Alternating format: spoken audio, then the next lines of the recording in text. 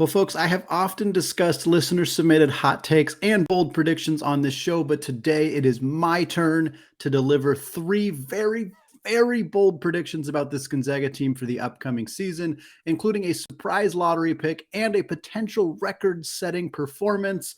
All right, here on the Locked On Zags podcast. Don't go away. You are Locked On Zags, your daily podcast on the Gonzaga Bulldogs. Part of the Locked On Podcast Network. Your team every day.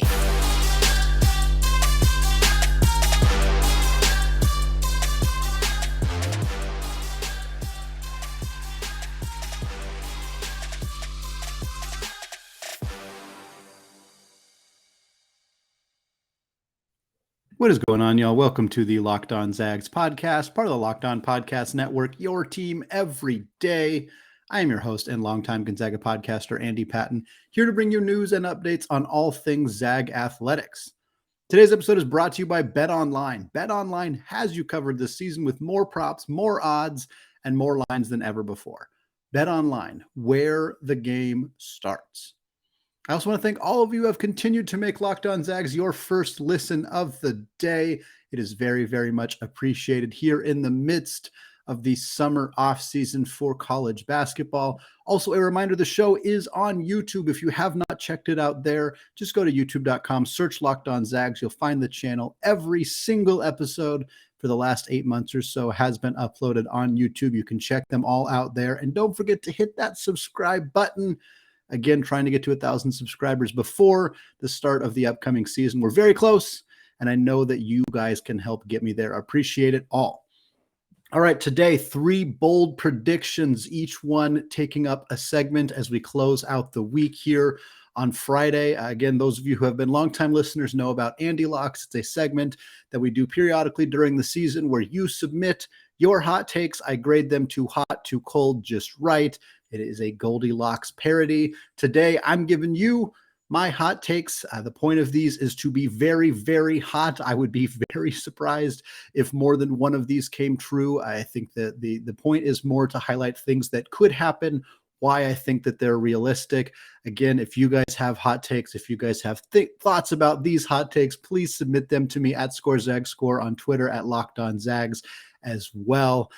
Going to have a lot more bold prediction type conversations as we get a little closer to the season, but I thought it might be a fun way to wrap up this week is to just knock three of them out now. So number one, the first bold prediction for me for the season, Julian Strawther is going to score 40 plus points in a game this season. Now I'm going to talk about why it's a bold prediction and also why I think it could happen. Why it's bold? Well, it doesn't happen very often. The last time Gonzaga had a player drop more than 40 points in a game was Kyle Wiltshire against Pacific. I believe it was during the 2015 season. It doesn't happen all that often for a lot of reasons. Obviously, Gonzaga typically has a very balanced scoring attack.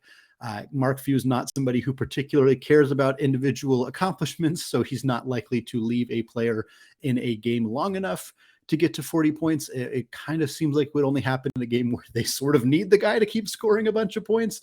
Drew Timme had 37 last year, obviously very close to eclipsing that 40-point mark, and Gonzaga kind of needed it. Texas made a little bit of run towards the end of the game, and it wasn't against Pacific like it was for Kyle Wiltshire, and so you kind of want to make sure that your best players are still in the game, are still getting those reps, and I think it kind of takes a situation like that where it's one player who's absolutely dominating, who's got a bunch of mismatches, and it's in a game where Mark Few is not just going to pull the guy and bring in somebody off the bench because Gonzaga's up by 35 points. That's a tough balance to find, and you factor in that Strawther's not usually the guy that you're going to go to as like the obvious mismatch situation. But part of the reason I think that this could happen is that might be more of a reality this upcoming season.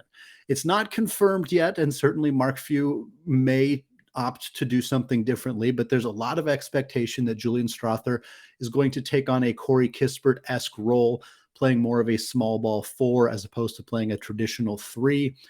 The belief there is just because of how many guards Gonzaga has. Hunter Sallis, Nolan Hickman, of course, returning. Rasir Bolton, Malachi Smith is in the mix. Dominic Harris is in the mix. That's a lot of guards, and it's much more difficult to play all of them if you're also playing Julian Strawther at one of the wing positions. If he plays a lot of time at the 4 and you're playing 3 guards at a time, that makes it a little bit easier to get PT for all of those guys. If that's the case, Strawther's going to be a mismatch issue for a lot of teams that Gonzaga plays this year.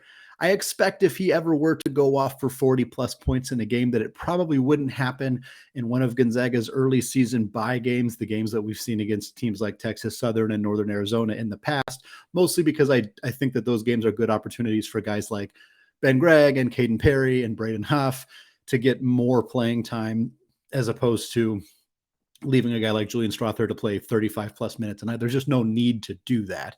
But I think that in league play against some of the not as good WCC opponents, teams like Pacific, teams like LMU, teams like even Portland, who is improved certainly, but would still have mismatch issues against somebody like Strawther. I think those are games where it could happen, where maybe Drew's having an off night, or the outside shooting's not falling for Malachi and Rasir Bolton, or both of those things are true, perhaps.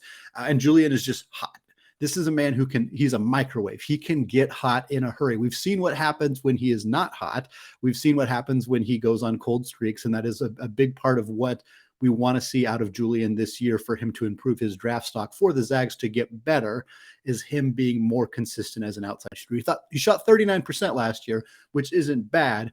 But again, he would have streaks of shooting 50+% and then streaks of shooting 15, 20, 25%. And so if he can iron that out a little bit, that's going to be great. But if he gets really hot in the game, hits 6, 7 threes, I mean, that's not out of the question at all for Julian Strawther to hit 6, 7, 8 threes in a game. I mean, Corey Kispert hit 9 in the game. Kevin Pangos has made 9 in the game. Dan Dickow made 9 in the game.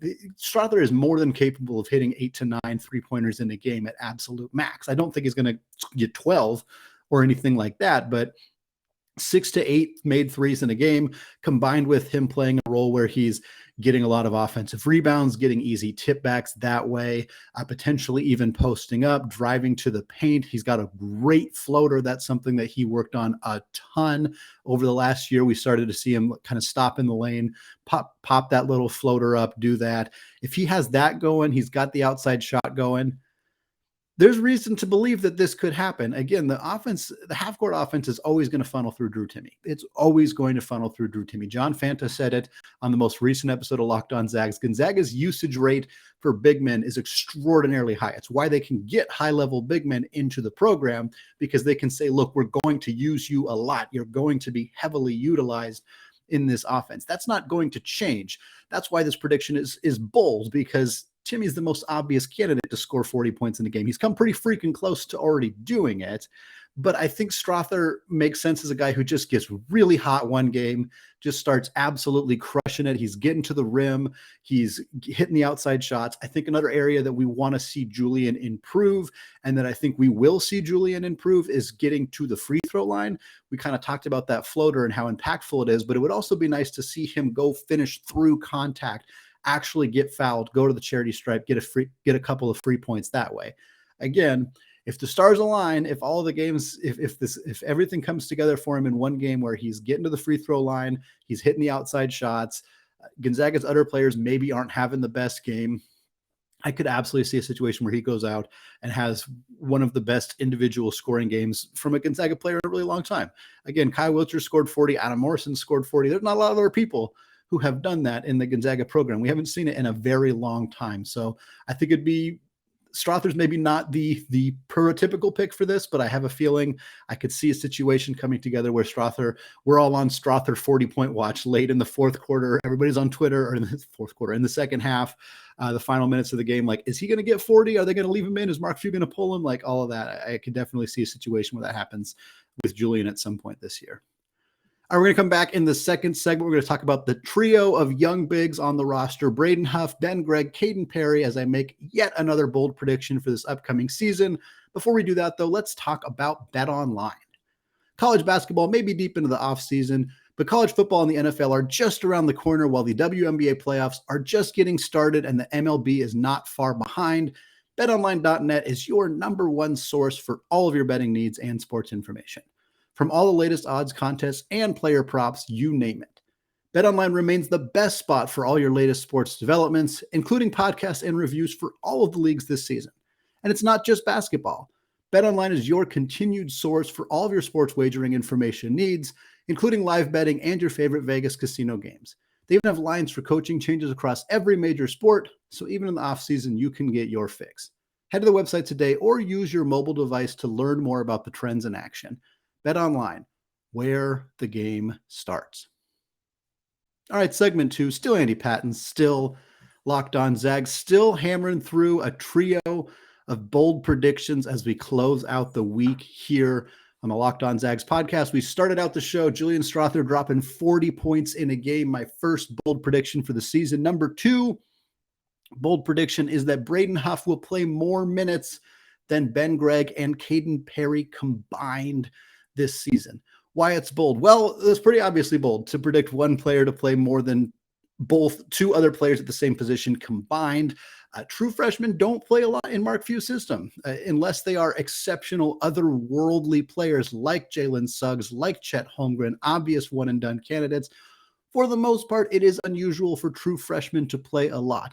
Look at how highly regarded Julian Strawther was coming out of high school. Look at how highly regarded Dominic Harris was coming out of high school. Look at how highly regarded Ben Gregg was coming out of high school, or Kaden Perry. Perry obviously had some injury issues, which we're going to talk about, but you don't see, especially now because of the transfer portal, because of the incredible amount of talent that is consistently on Mark Few's team, you just don't see a lot of true freshmen playing all that often.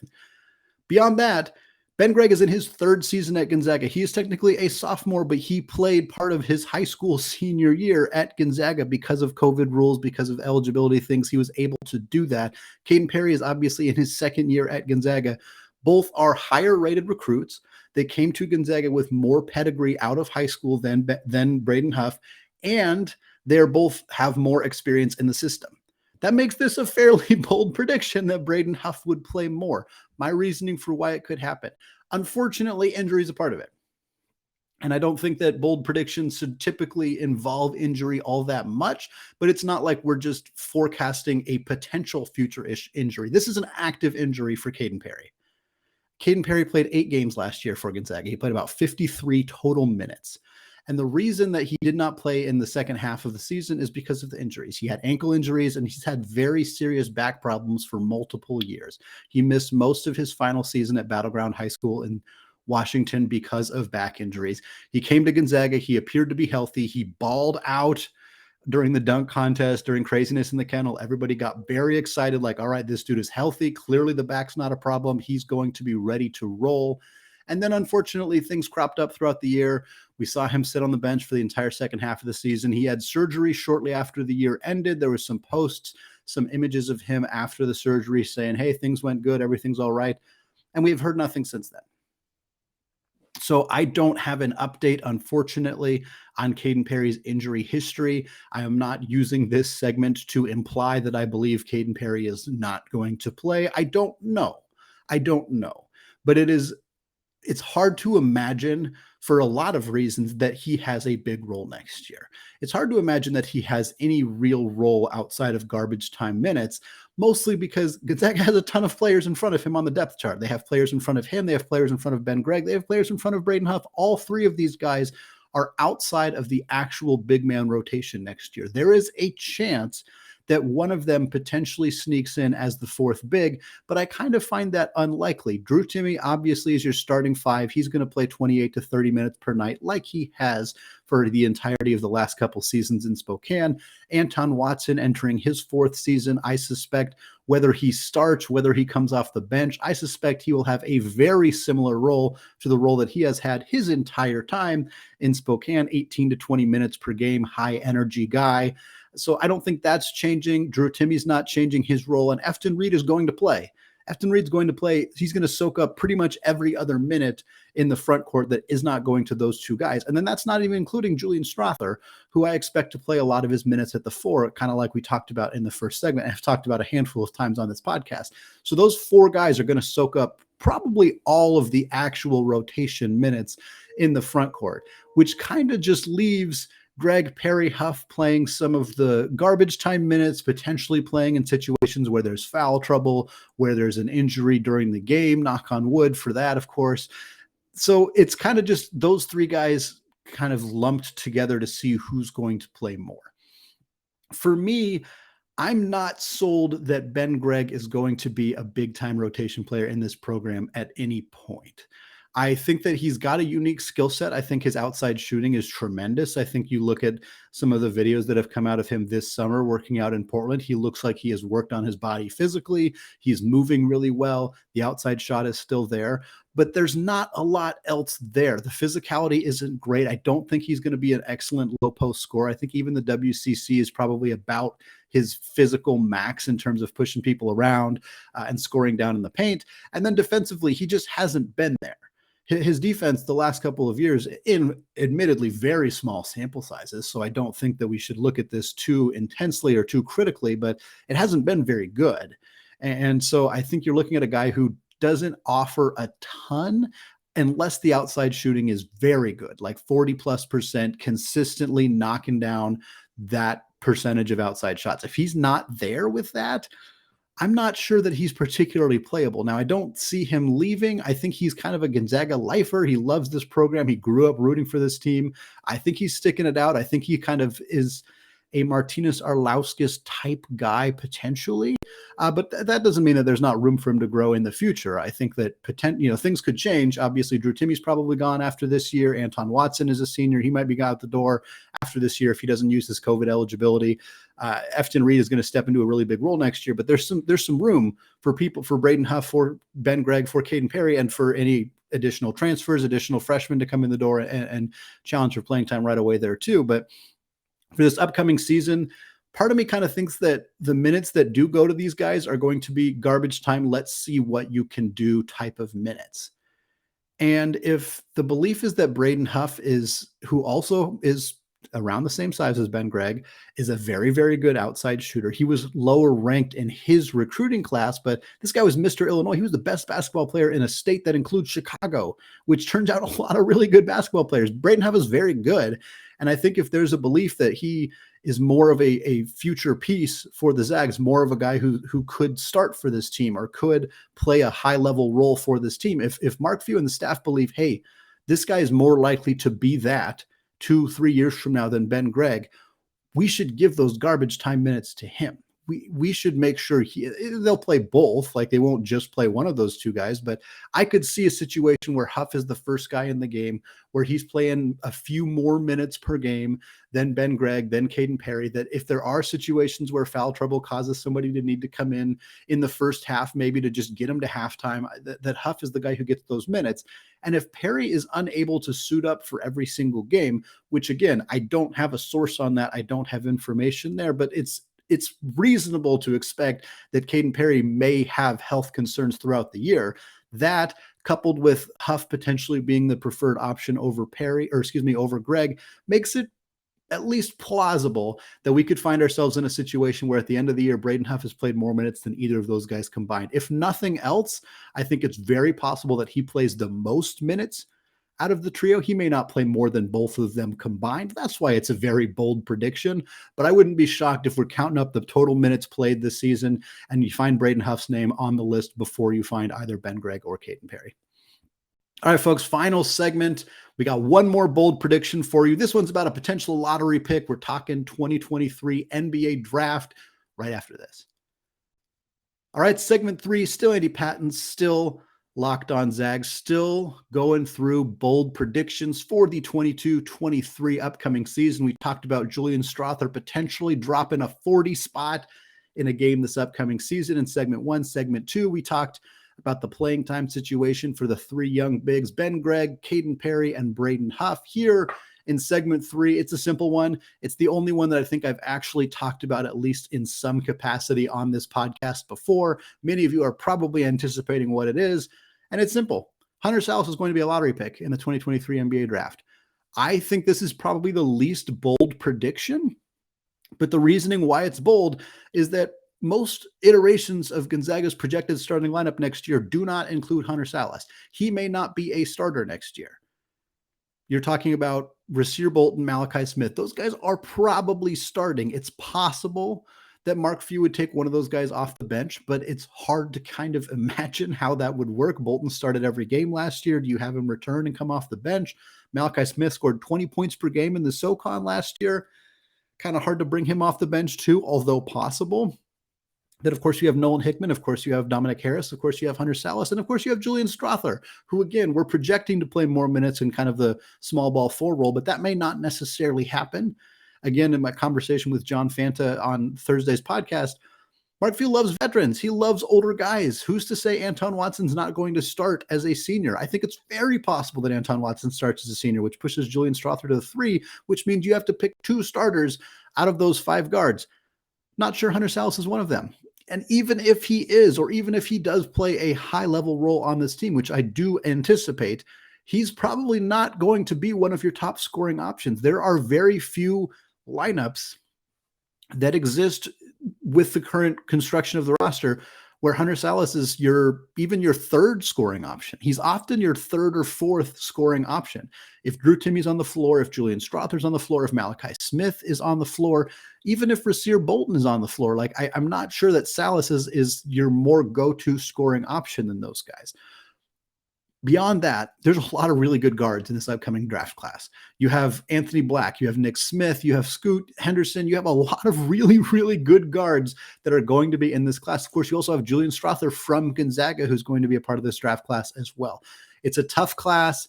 Hunter Sallis may not be a guy who's playing 28, 30 minutes per night, but the reason that I think it could happen, number one, he has the pedigree. Top 10 recruit coming out of his class in the class of 2021, first 5-star ever out of the state of Nebraska. The man has pedigree. People know who he is. In this age, in this era, that matters a lot. The fact that he is already being discussed by other people as, hey, he could have a big breakout year. He could be a guy, he's on the radar. That is huge. It doesn't mean people can come unexpectedly show up completely off the radar and be high-level players. That happens all the time. And that's one of the most fun parts about college basketball. In fact, that is the most fun part about college basketball, is players you've never heard of all of a sudden having tremendous seasons, whether it's at high levels, whether it's, somebody like Malachi Smith dropping 20 points on 41% shooting at Chattanooga. That's awesome. Those kind of things are very cool. But at the end of the day, the guys who get drafted in the lottery, the guys who get drafted in the first round are normally the dudes you'd already heard about. They're dudes who are showing up on mock drafts now. Like, that's kind of how this works. Not always, but again, a lot of the time. Sallis fits into that bucket. He is well known. He was at Damian Lillard's Formula Zero training camp this year, not just for fun, not just randomly. He was picked because he's really freaking good. He was there with Keontae George out of Baylor. He was there with Caleb Love out of North Carolina. These are high-level dudes who are in this program, and Hunter Sallis is one of the players selected there. So he has that pedigree. There are people who really believe he is going to be that kind of player. Beyond that, the very simple metrics for Hunter Sallis. He is an elite athlete. Elite, top-level 1% athlete. His size, his strength, his jumping ability, otherworldly. And those things matter a ton. Yes, you need to have the actual skills. You need to demonstrate the ability to fundamentally play basketball, to knock down shots, to create your own shots, to play good defense. You need those skills. And we'll talk about that in a minute with Hunter Sallis. But you also really need the projection. Scouts need to look at you and think, this guy, what is he now, but what can he be? And for Hunter Sallis at, I think age 20 next season, there's going to be a lot of projection of who can he be. We like what he is now, but what can he be? And so those are the things that we want to see from him next year. I don't think Hunter Sallis needs to come out and average 15 points per game and play 32 minutes a night and be Gonzaga's second best player to be a lottery pick. I don't think that at all. If he does do that, he's almost certainly going to be a lottery pick. And that's where you're going to start to see the very, very intense comparisons that we have seen of Hunter Sallis to Jaden Ivey. I understand the baseline comparison. Ivey was a high-level freshman. He went to Purdue. He came off the bench. He exploded as a sophomore, ended up becoming a top 5 pick. I can understand why people look at Hunter Sallis, who is hyper-athletic, who was a top-tier prospect, who came off the bench as a freshman, and think, hey, he could do the same thing. That's a lot. My bold prediction is not Hunter Sallis is the next Jaden Ivey. That's really, really difficult to do, but I don't think he needs to be that to be a lottery pick. He just needs to show some improvements, mostly offensively. If Hunter Sallis comes off the bench this year plays 18 to 20 minutes per night, maybe 22 to 24 minutes per night, and plays elite defense, which he's going to do because he is one of the best on-ball perimeter defensive players Mark Few has ever coached. If he plays elite defense, uses his athleticism, gets a high percentage of steals, gets out in transition a lot, and also shows improvements in the half-court offense. This is huge. He needs to be able to do this. He needs to show that he can create his own shot. That's not something we've seen from him. It's not something he was really asked to do last year. So I don't think that it's necessarily concerning that we haven't seen that. I don't think it's concerning at all because he didn't do that because it wasn't really part of what his role was. He's acknowledged that. He's spoken to reporters and said, hey, I had a role last year. I filled the role. I'm excited about kind of getting an opportunity to expand that role in year 2. And I think that that's going to happen. I think him creating his own shot, him putting the ball on the deck, driving to the rim, finishing through contact, I think he's more than capable of that. But again, needing to see that on a higher usage rate, seeing more of that, more of what he can do with the basketball in his hands. He's a great cutter. He's great at moving without the ball. He's watched all sorts of videotape of Joel Ayayi. That was a popular story last year that the staff was sitting him down and making him watch what Joel did the year before. And that's a great player to emulate, a great player to kind of try to be like for Sallis, but I want to see what he can do with the ball in his hands. And then, of course, the outside shot, whether it's catch and shoot threes, pick and pop threes, whether it's pull up threes, dribbling into threes, whatever it may be, we need to see more of the outside shot. The NBA is so directly driven by your ability to knock down open threes. You can be the biggest athlete. You have to be Giannis effectively to be able to thrive in the NBA without an outside shot. You got to be pretty much the biggest freak athlete on the planet in order to do that. There's more than just Giannis who can do it, but it's hard. It's difficult. And if you're Hunter Sallis, even if you are as otherworldly athletic as he is, you're going to need that outside shot. He's not a lottery pick, and he's probably not a elite NBA player without the outside shot. He might be an NBA player without the outside shot, but it needs to be there.